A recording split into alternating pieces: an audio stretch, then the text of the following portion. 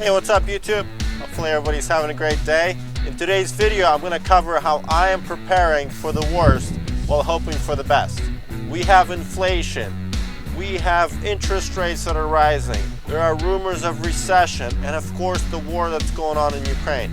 So what am I doing to prepare for the worst? If you guys like this kind of content, make sure you smash the like button. If you haven't subscribed yet, make sure you do that. If you have any questions, throw them in the comments below.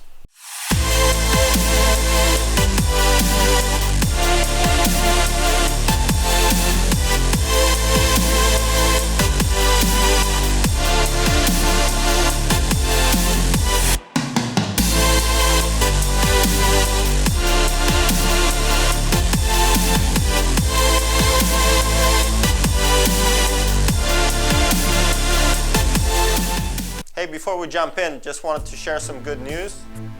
We did invest into some new markers for this channel, so hopefully you guys enjoy the new colors. Okay, so the first thing is inflation. Inflation is all over the news. Everybody's talking about it, and everybody's feeling it. Whether you go to the grocery store, whether you go fill up your car, whether you're trying to buy some lumber at Lowe's, everywhere you're feeling inflation, which means rising prices. We cannot buy the same amount of goods with the same amount of money that we have. As of yesterday, inflation is around 7.8%. Typically, inflation targeted by the government is between 2 to 3%. Clearly, we are high in inflation. And we're just in the beginning of the year, so only the first quarter went by. So what's to come next, nobody really knows. Any big ticket items, you can see how much more expensive it got since last year. Okay, so the second thing that's going on is we have rising interest rates. And as of yesterday, it crossed 5% for a 30-year fixed mortgage. Okay, so let me show you what kind of difference that makes. All right, check this out, guys. So 2 years ago, beginning of 2020, you were able to get into a 30-year loan under 3%. At the time, I was able to log into a 2.65, but let's just say 2.75. So if you got a $300,000 loan at 2.75% for 30 years, your payment per month would be $1,224. Now look, in today's rates, we went over 5% today. Let's just say it's 5. At 5%, you're looking at $1,610. That's $400 more you're gonna pay a month for this loan, which is crazy. Now, in granted perspective, 5% is not a lot.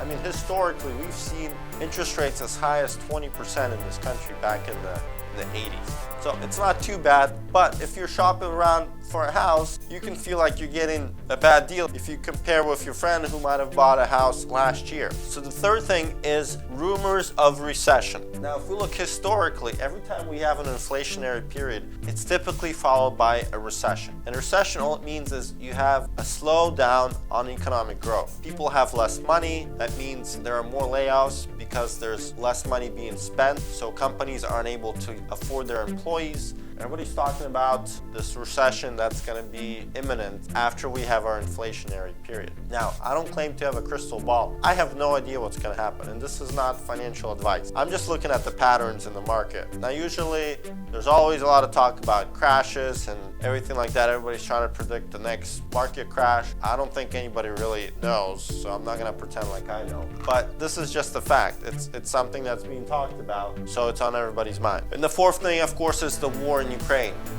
It's been over a month since Russia has invaded Ukraine, and we're not really seeing too much progress as far as peace talks. I have no idea what's going to happen. I'm praying and hoping that things de-escalate, that there's going to be a peace agreement, but nobody really knows, and it's on everybody's mind. Okay, so that being said, the four things that are in the news right now, and what am I doing financially in order to combat these things? So the first thing that I'm doing is paying that debt. As you know, I've covered in other videos, when we're purchasing real estate, we like to use leverage, meaning we're using the bank's money in order to be able to acquire more real estate.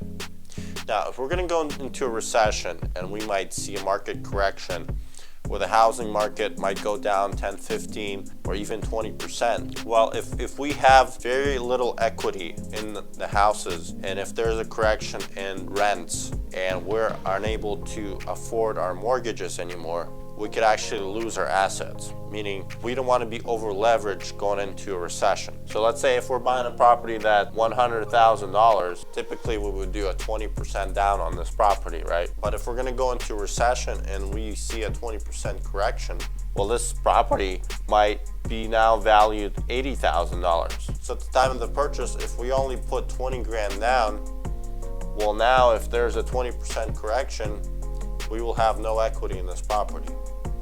And if rents are adjusted, let's say rents go down or tenants stop paying and we have to start liquidating. So what I'm doing personally is I'm reducing that debt. So currently, if I look at all of my investments and I look at what is the value of them today, then how much money do I owe of them? If you take the debt that you have and then you divide it by the market value, that's going to be your debt to equity ratio. So currently I'm about 50%. So if I see a correction of 20-30%, I'll still be in the green. Now if we have a market crash of 50%, well, now I could be at risk for being underwater. So what I'm doing personally is I'm gonna work on getting this down to 40%. It means I'm only gonna carry 40% debt. So that's the first thing that I'm doing. So the second thing I'm doing is I'm increasing my cash position. Now, when we have an inflation, that means our dollars are becoming less valuable. So typically, when you think about that, you want to spend your dollars, right? You want to buy assets that are not depreciating, like real estate,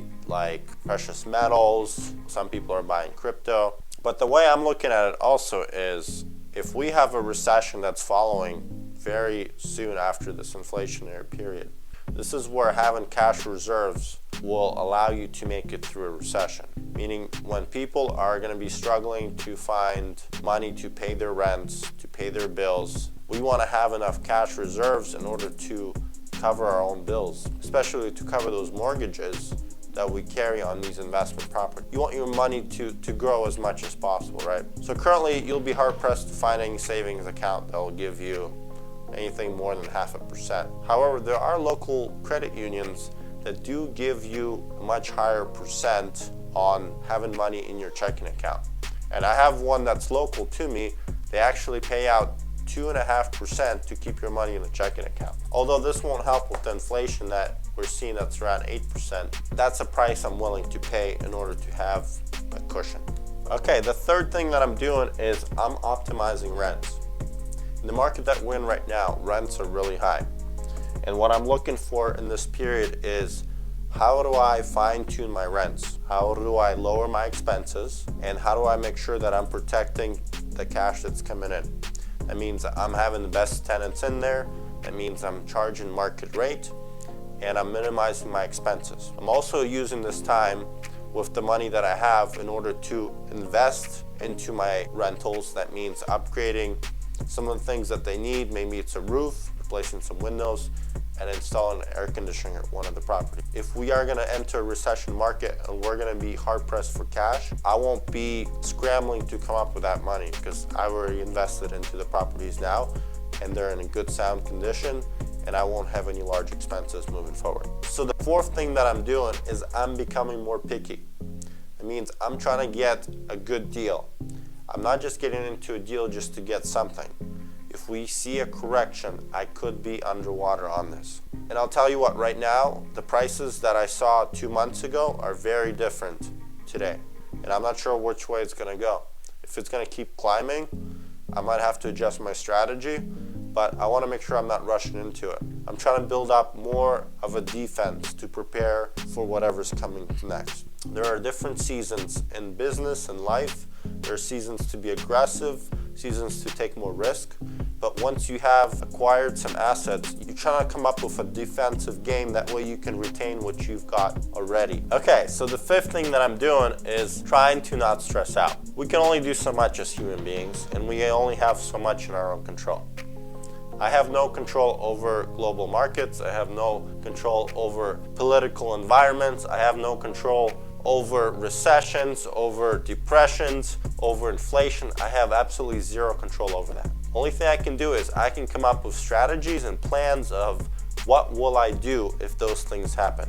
or how can I prepare if those things happen? That's what I tried to describe in this video. Everything else is outside of my own control, so I'm not gonna waste my energy, my mental capacity, and I'm wishing you guys the same thing. Don't stress about things that you have no control over. Hope for the best, but also have a plan if things go south. Hey, well, I hope you guys enjoyed this video. If you did, make sure you smash the like button, subscribe. If you guys have any questions, throw them in the comments below. There'll be more videos to come in the future. We'll see you then. Thanks, guys.